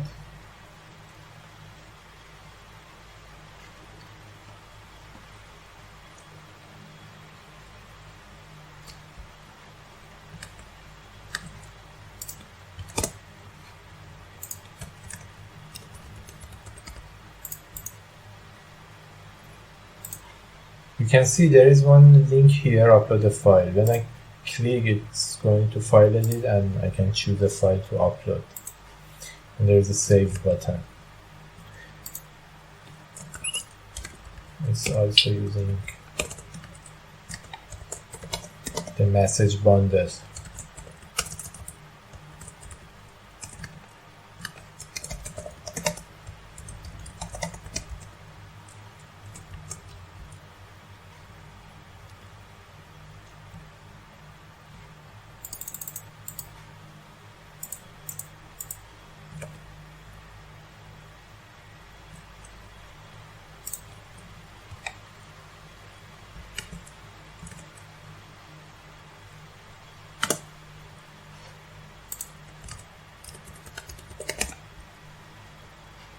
You can see the label has changed.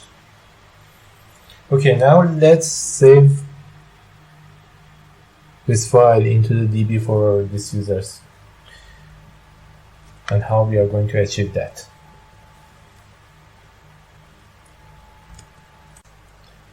There's always more than one way to do something. Let's get back to the IDE. Now we want to save the upload file into the DB. So one common way is to call a method from document service. For example, name it as save in disk, do everything, and persist into database. But I'm going to use a different way. I'm going to let my entity carry the data. Then in the service layer, I'm going to access that data and persist it into the DB.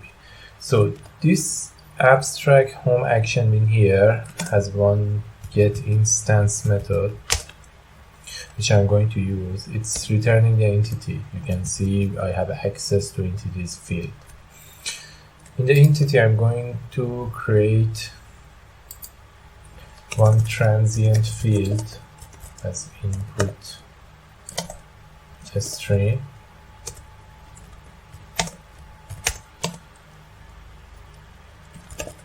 As the data, and mark this as transient. Then in the file home, I'm going to set this data and get the contents from the uploaded file. Get input string. Sorry. Then I'm going to call insert method from document service and pass this entity.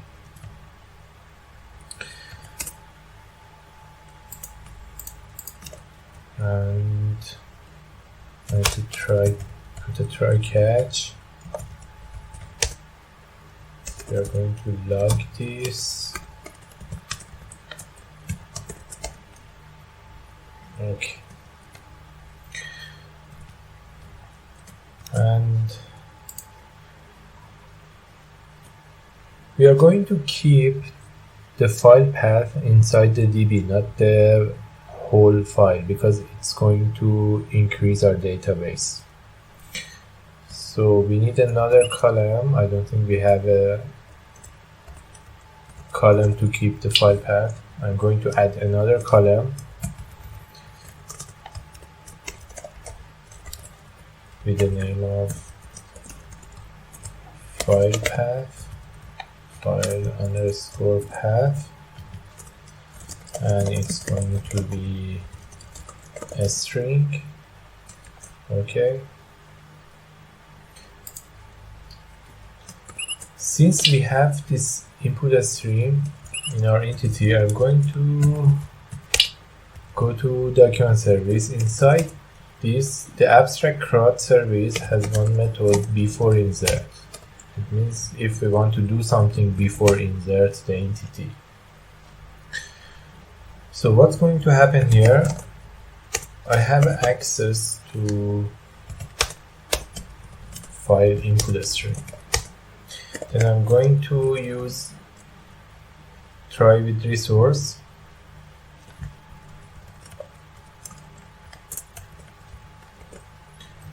to actually upload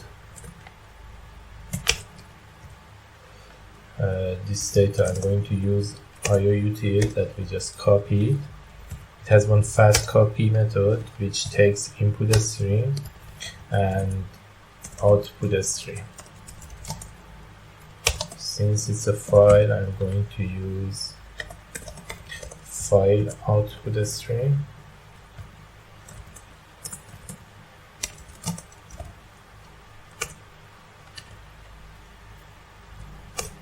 Let me maximize this.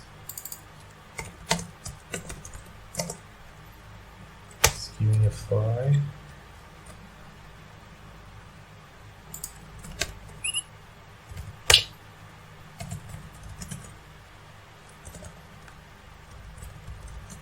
And where should be the path name? Let's auto-wire. Most of your application logic should go inside your service layer. So I'm going to auto-wire config file, and I'm going to add another field, file location, and we are going to save the files here. We have such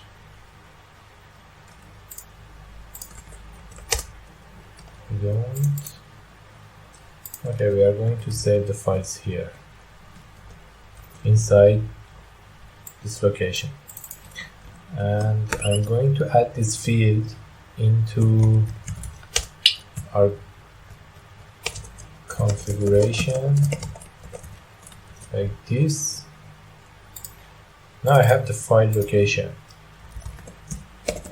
get file location. How we should store the files? I want to know this file belongs to which user, so I'm going to add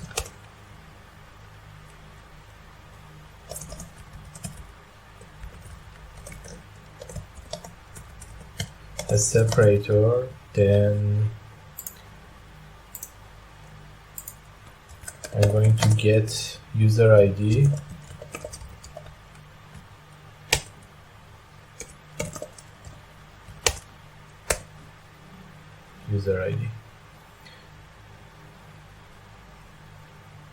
and I need a file name also, which I can get from the instance here. I can set name from get file name. Then what else we need? Set size maybe. Yes.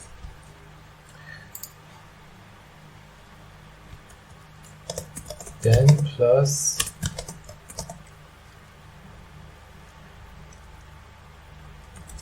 entity dot get file get name.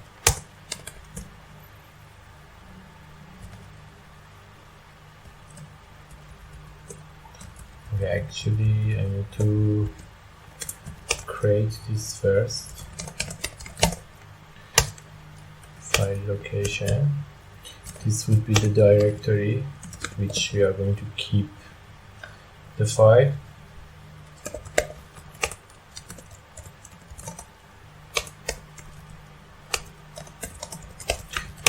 And checking if it does not exist, then create the directory.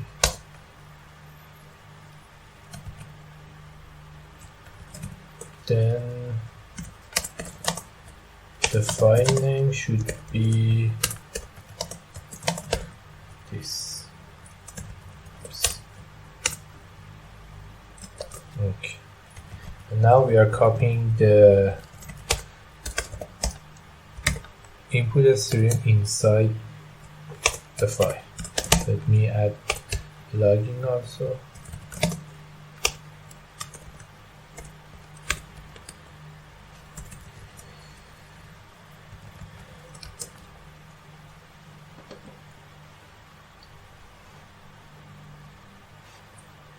Okay, so after in file edit form user clicks on save button, it's going to call persist method in file home. In file home, persist method gets the file information and set it to the instance and pass the instance to document service to save.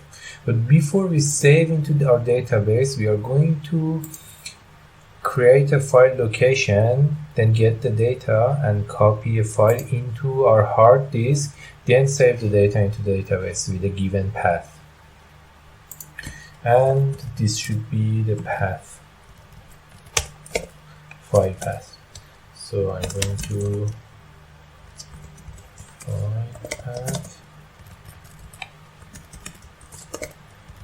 and also I'm going to set file path get absolute path. Okay, I'm going to run a Spring Boot. Let's see what we have done.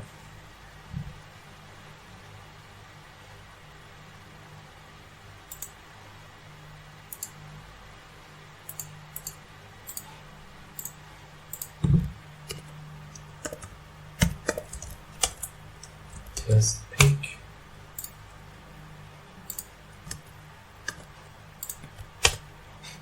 I refresh the page and pick a file, put save. You see, it's creating one new folder, and inside it, it's copying the file that I just uploaded. And also, it should insert one record here with the file name, and the discriminator is D, which means it's a file. If we have size, it's not public, and the location to the file is here. If I go back to the list, you cannot see the file because I forgot to set the owner for the file.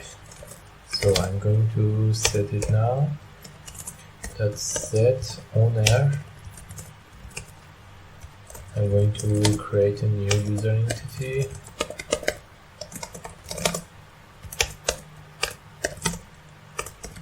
And set the ID. Get ID from security context.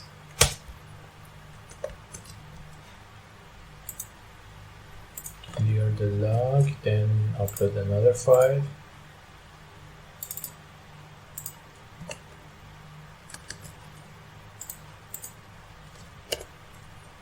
So it's overriding the previous file.